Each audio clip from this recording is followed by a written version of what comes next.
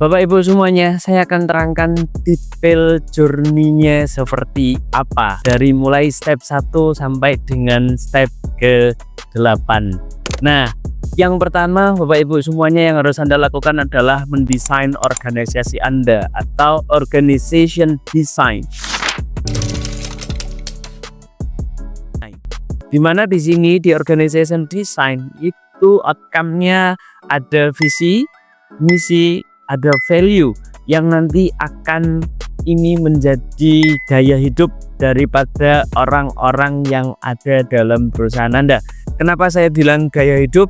Karena semua di antara orang-orang yang ada di dalam perusahaan tersebut harus satu value, satu frekuensi gitu ya. Bahasanya sama, ibaratnya seperti itu, dan framingnya akan visi, misi, value itu juga harus sama, dimana proses pemetaan bisnis Anda, model bisnis Anda yang akan terkoneksi dengan visi, misi, dan value Anda, yang kemudian nanti akan kita tarik juga ke bawah, akan kita turunkan berupa rancangan struktur organisasi yang efektif. Jadi struktur organisasi yang kita buat, yang Bapak Ibu harus buat itu harus mendukung bisnis proses yang ada.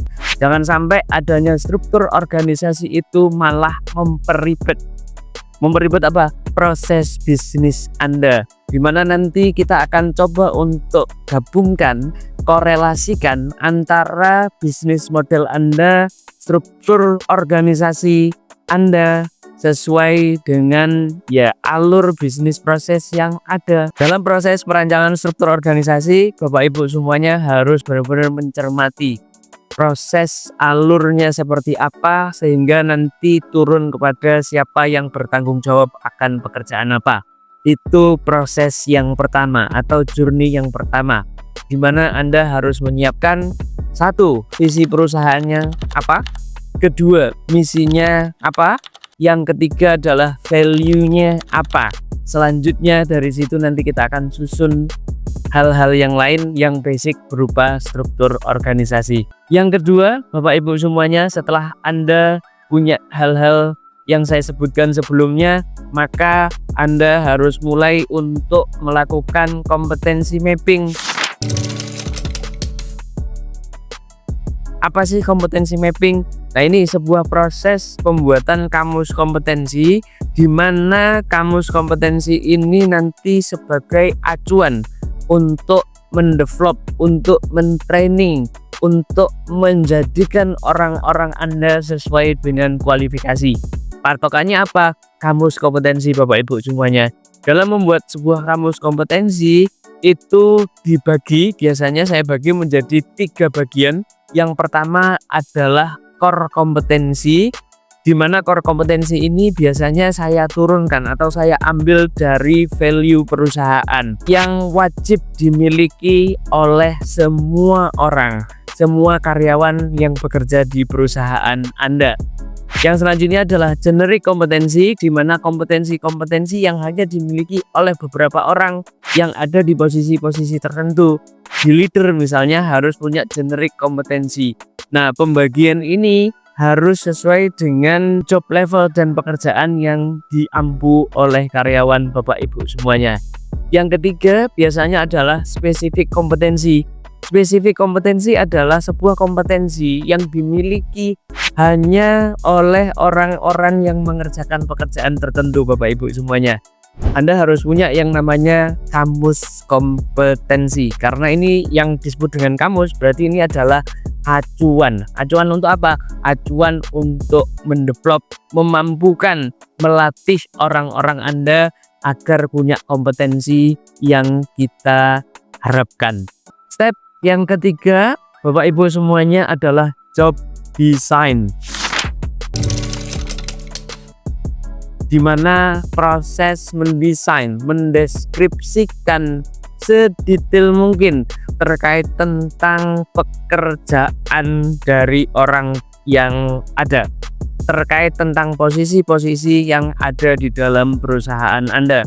Bukan hanya itu Bapak Ibu semuanya, tapi kita juga harus mendeskripsikan secara detail requirement-nya apa, kualifikasinya apa, kompetensinya apa Bapak Ibu semuanya.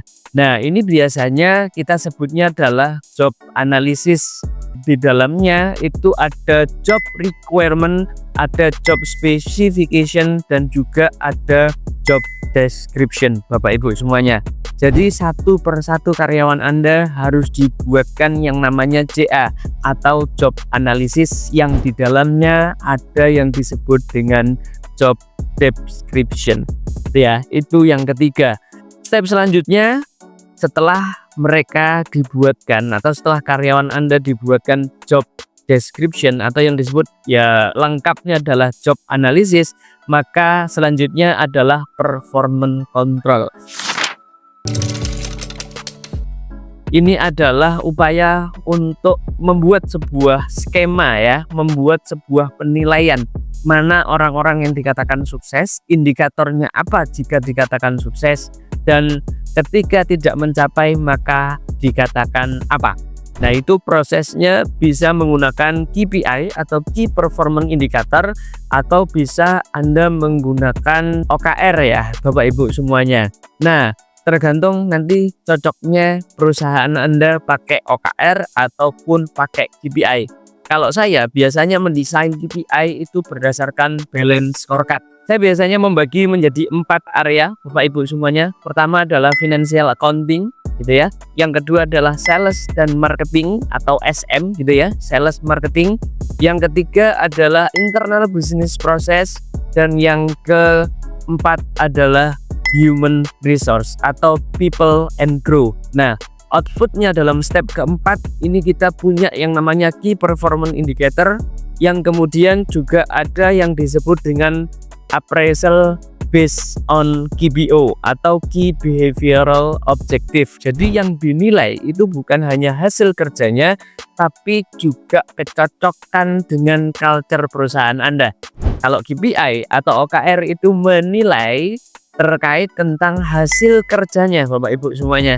Kalau KBO itu menilai terkait tentang apakah karyawan Anda cocok dengan culture Anda. Ada perilaku-perilaku kunci yang nanti kita tetapkan yang itu menjadi indikator penilaian. Itu di step keempat Bapak Ibu semuanya. Di langkah kelima adalah mendesain compensation and benefit. Compensation and benefit ini dirancang sedemikian rupa di mana di situ ada struktur skala upah, skema perpajakannya seperti apa, skema lemburnya seperti apa, allowance-nya seperti apa, asuransi seperti apa, komisi, bonus, tunjangan, insentif yang sebagaimana itu disebut dengan pengupahan ekstra.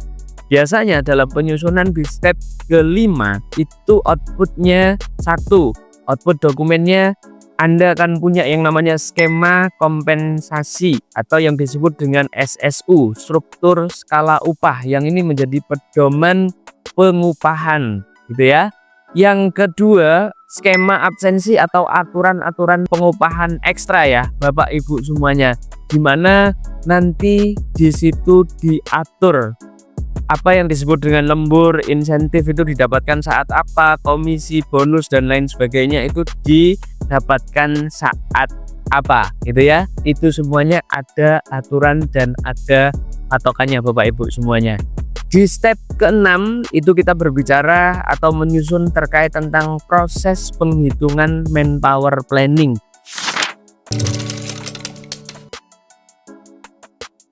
Ketika mau nambah karyawan itu kita betul-betul hitung pekerjaan yang akan ditangani itu apakah membutuhkan karyawan tambahan atau bisa memaksimalkan karyawan Anda yang ada saat ini, dan itu ada hitungannya gitu ya Bapak Ibu semuanya. Di talent acquisition bukan hanya menghitung tapi juga kita mempersiapkan lowongan atau postingan gitu ya, job advertisement, yang dimana di situ nanti ketika kita mau merekrut ada beberapa hal yang harus kita siapkan. Jadi kita susun semuanya di situ. Dan Output yang terakhir adalah alur proses rekrutmen dan onboardingnya seperti apa Bapak Ibu semuanya. Jadi ada proses di mana kita punya acuan atau punya flow ya, flow alur di mana mulai proses rekrutmen itu seperti apa, siapa yang direkrut, siapa yang bertanggung jawab untuk merekrut, hal apa saja yang dinilai, lead time-nya berapa hari untuk mendapatkan staff dan lain sebagainya. Nah, alur proses rekrutmen itu harus ada, termasuk juga proses onboarding gitu ya. Apa sih yang disebut dengan onboarding?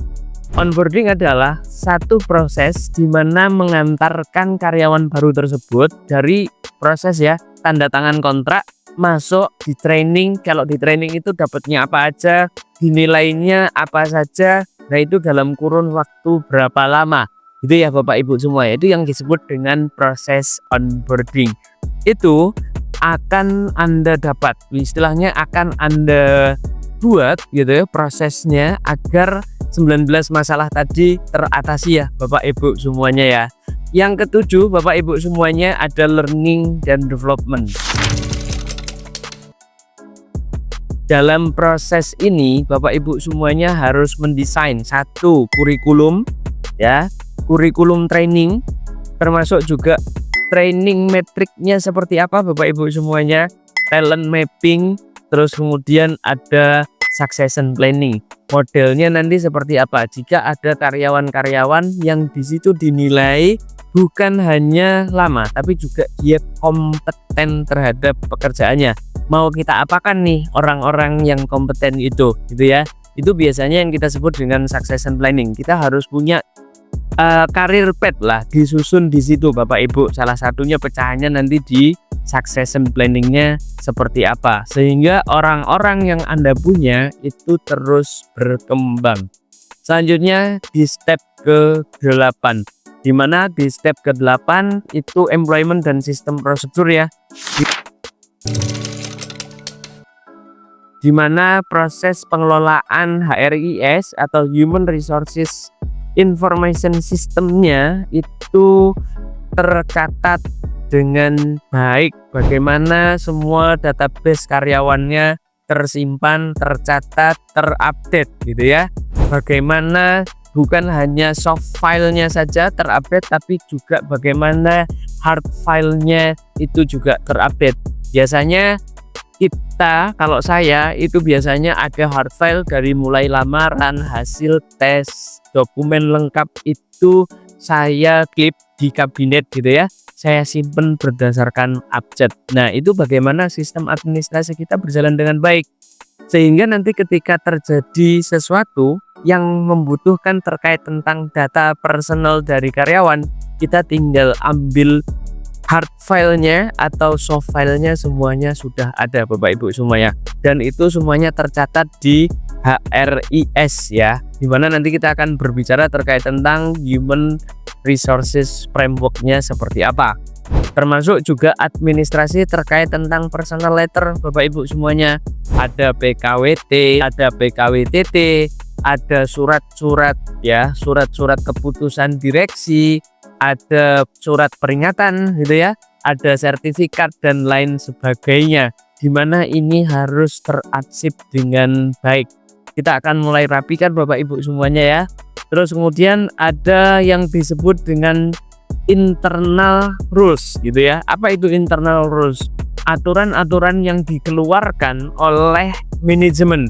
Berupa apa biasanya? Surat keputusan direksi, peraturan perusahaan, ya aturan-aturan yang mengatur terkait tentang peraturan perusahaan, perjanjian kerja bersama. Ada juga yang disebut dengan external rules Bapak Ibu semuanya. Ada undang-undang ketenagakerjaan, ada PP, keputusan presiden, terus kemudian peraturan-peraturan menteri dan peraturan-peraturan yang lainnya, yang dimana di dalam sebuah employment dan sistem prosedur ini harus tertata dengan rapi Bapak Ibu semuanya. Ini adalah 8 framework di mana Bapak Ibu semuanya, jika Anda ingin mempunyai sebuah sistem HR manajemen yang terstruktur dan rapi, silahkan Bapak Ibu semuanya untuk dilakukan. Ini adalah panduannya jika Anda butuh sesuatu advisement, butuh kira-kira kita berdiskusi, saya sediakan waktu untuk Anda, dimana di dalam sesi konsultasi tersebut Anda boleh untuk menanyakan, untuk berdiskusi, dan untuk sharing terkait tentang apa yang terjadi di perusahaan Anda. Dan silahkan untuk booking secara gratis.